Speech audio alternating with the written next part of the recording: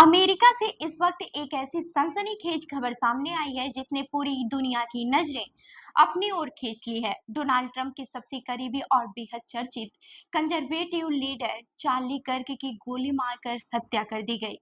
31 साल का ये युवा नेता जो अमेरिका में ही नहीं बल्कि इजरायल और भारत से जुड़े मुद्दों पर भी खुलकर बोलता था, अब हमारे बीच नहीं रहा। लेकिन उनकी मौत ने राजनीति, अंतर्राष्ट्रीय रिश्तों और खासकर भारत अमेरिका संबंधों पर नई बहस छेड़ दी है। तो चलिए जानते हैं इस मामले को विस्तार से। नमस्कार, मैं उर्वी सिंह और आप देख रहे हैं जयपुर एक्सप्लोर मैगजीन का डिजिटल प्लेटफॉर्म।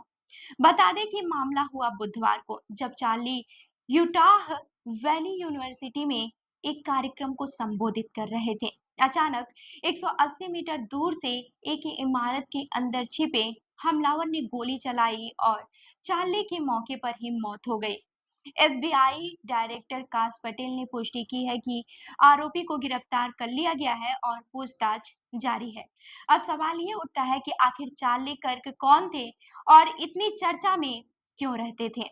चार्ली सिर्फ एक नेता ही नहीं बल्कि टर्निंग पॉइंट यूएसए नाम के संस्था के फाउंडर थे। उन्होंने इसे महज 18 साल की उम्र में 2012 में लॉन्च किया था। आज इस संगठन के 800 से ज्यादा चैप्टर पूरे अमेरिका के कॉलेजों में एक्टिव हैं। माना जाता है कि इस संगठन ने 2024 के राष्ट्रपति चुनाव में युवाओं को जोड़कर ट्रंप की बड़ी मदद की थी। चार्ली का अपना शो द कर्क शो फॉक्स न्यूज पर आता था और उनकी कॉलेज डिबेट्स सोशल मीडिया पर खूब वायरल होती थी।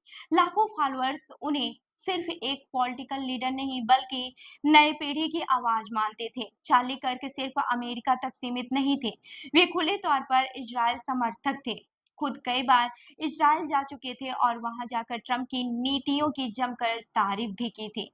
उन्होंने खुद को एक इवेंजिकल क्रिश्चियन कंजर्वेटिव और ट्रंप समर्थक कहकर हमेशा इजराइल की तरफदारी की। भारत को लेकर भी उनकी राय चर्चा का विषय बन चुकी थी। दरअसल कुछ ही दिन पहले 2 सितंबर को चार्ली ने एक्स पर लिखा था कि अमेरिका को भारत से आने वाले लोगों के लिए अब और वीजा देने की जरूरत नहीं है। भारतीय प्रवासी अमेरिकी कामगारों को सबसे ज्यादा प्रभावित कर रहे हैं। इस बयान ने भारतीय समुदाय के बीच नाराजगी और बहस दोनों को जन्म दिया था।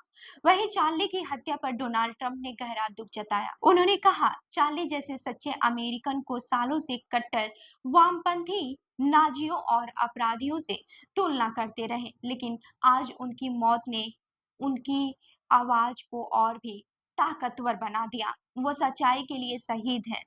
ट्रंप ने यह भी कहा कि उनका प्रशासन इस हमले के पीछे शामिल हर एक शख्स और संगठन को ढूंढ निकालेगा और बड़ी कार्रवाई करेगा। अब सवाल ये उठ रहा है कि इस हत्या के पीछे मकसद क्या था?